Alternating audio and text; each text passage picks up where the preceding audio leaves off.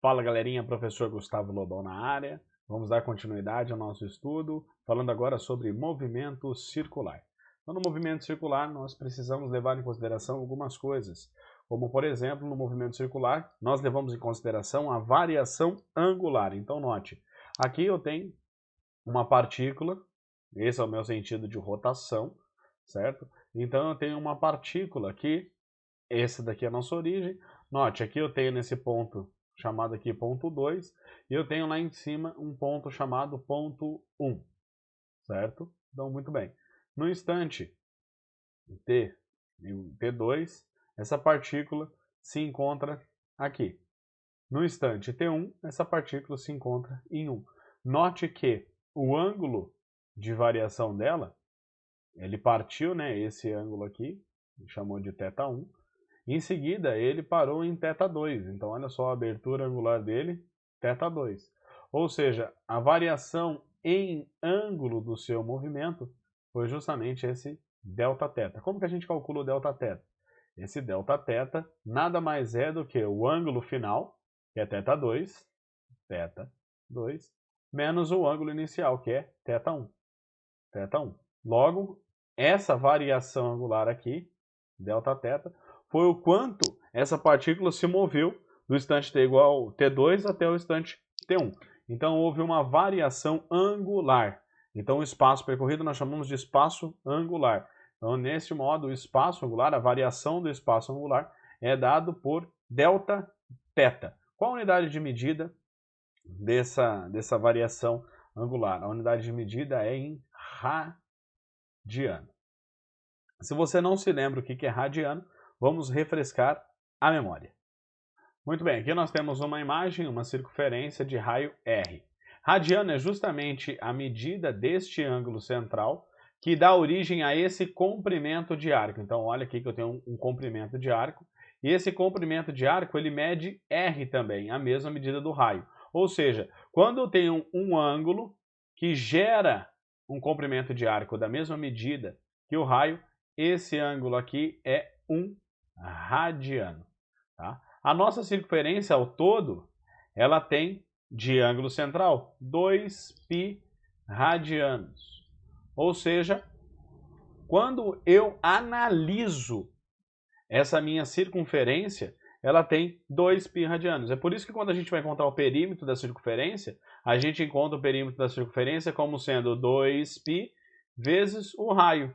Então, esse daqui é o perímetro da minha circunferência. É justamente 2π vezes o meu raio.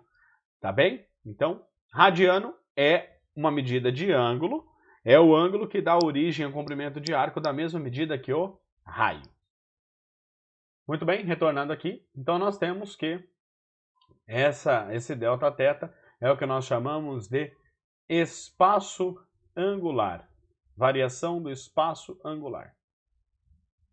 Então, esse é o primeiro conceito que nós estamos observando quando nós falamos de variação do meu ângulo, realizando assim um movimento circular. Ora, se houve variação no espaço angular, e eu acabei de analisar que isso levou um certo instante de tempo, eu não posso associar isso à velocidade? Claro, uma vez que velocidade é a taxa de variação do espaço percorrido ao longo do tempo. Aqui não é diferente. Aqui nós vamos chamar isso de velocidade angular. Então nós temos que ômega, parece um W, um ômega, é a velocidade angular. Nós vamos encontrar então a velocidade angular. A gente coloca o índice m aqui, que é a velocidade angular média. Muito bem, como que a gente faz para encontrar a velocidade angular média? Nós temos que ômega mzinho de velocidade angular média é igual à variação do espaço angular, Δθ, dividido por um intervalo de tempo, ΔT. Ora, só isso? Sim. Dessa maneira, nós encontramos qual é a nossa velocidade angular. Ora, qual a unidade de medida dela? Vamos analisar. Se a unidade de medida de ângulo é radiano, e aqui o tempo é segundo, nós temos que a sua unidade de medida é dado em radianos por segundos. Muito bem. Desta maneira, nós temos a nossa velocidade angular média, ou seja, é a velocidade a qual minha partícula move em relação aos ângulos. Perfeito? Então essa é a nossa velocidade angular média. Muito bem. Como visto que para calcular o perímetro eu contava o ângulo de uma volta completa, que seria os 360 graus, que em radianos dá 2π, vezes o raio, ele me dava o comprimento todinho da circunferência. Ora, se eu quero calcular somente esse comprimento aqui, que foi justamente o deslocamento linear da minha partícula, que a gente chama isso de ΔS, imagina só o que seria esse ΔS. Imagina que uma formiguinha está nesse ponto, e ela caminha até esse ponto. Eu tive uma trajetória, um ΔS. Bom, se a trajetória da circunferência completa era um ângulo de uma volta completa vezes o raio, só esse trechinho aqui, eu não poderia calcular ele como sendo ΔS igual ao ângulo desse trechinho aqui, que é Δθ, vezes o raio? Perfeitamente. É dessa maneira que eu relaciono o espaço angular com o espaço linear. Olha, então eu tenho uma relação do meu espaço angular com o meu espaço linear.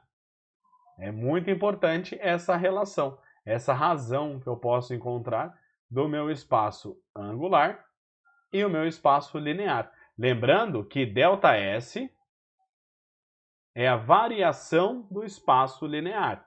Então, ΔS, variação do meu espaço linear. Bom, se eu fiz a variação do meu espaço linear, será que eu consigo fazer a variação da minha velocidade linear? Só para a gente relembrar, a velocidade linear ela é V igual a ΔS dividido por ΔT. Vamos analisar. Eu vou pegar justamente a minha equação da velocidade média, da velocidade angular média, e vou multiplicar os dois lados por R. Então, olha só, o primeiro lado que eu multiplicar por R vai ficar ômega vezes R. E o segundo lado, ao multiplicar por R, vai ficar Δθ dividido por ΔT, que multiplica por R vezes R. Olha só que interessante, Δθ vezes R é justamente o nosso ΔS. Então, eu vou reescrever. Reescrevendo isso, eu tenho que ômega R é igual a ΔS dividido por ΔT. Ora, mas nós acabamos de ver que ΔS por ΔT é igual a velocidade linear.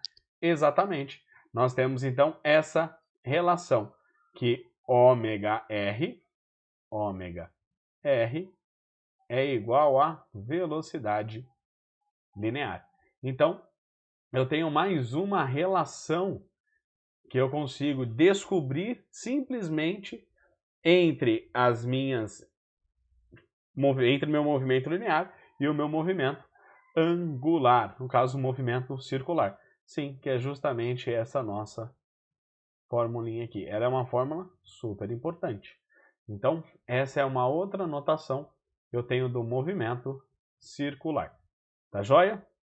Então, só para recapitular, a gente fechar esse vídeo e não ficar muito longo. Há algumas coisas que nós temos que levar em consideração no movimento circular. No próximo vídeo eu vou falar do movimento circular uniforme, abrir algumas equaçõezinhas para que nós possamos ver e resolver um exercício. Olha só, no movimento circular o que eu tenho que levar em consideração?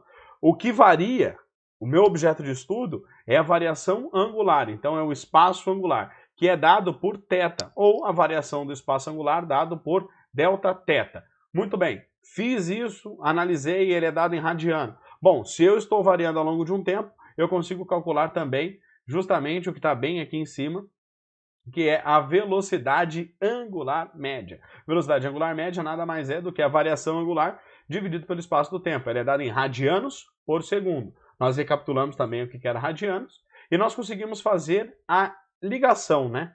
A relação entre o espaço percorrido, ΔS, e o ângulo percorrido, o espaço angular percorrido, Δθ. E da mesma sorte conseguimos relacionar essa velocidade angular com a nossa velocidade, que está bem aqui, a nossa velocidade angular justamente com a nossa velocidade linear. Isso vai ser muito importante para a resolução de exercícios mais para frente. Espero que vocês tenham gostado desse vídeo. Se você gostou, deixe seu joinha, se inscreva no canal, compartilhe. Isso ajuda muito o canal, faz o YouTube entender que esse vídeo é interessante, é relevante e divulga para o maior número de pessoas possível, para que nesse momento de pandemia a educação não pare de modo algum. Tá joia? Se você gostou desse projeto, abraça esse projeto, se inscreva, comente nos vídeos, é muito importante eu ter o feedback de vocês e compartilhe este vídeo com os demais. Tá joia? Um muito obrigado, professor Gustavo Lobão.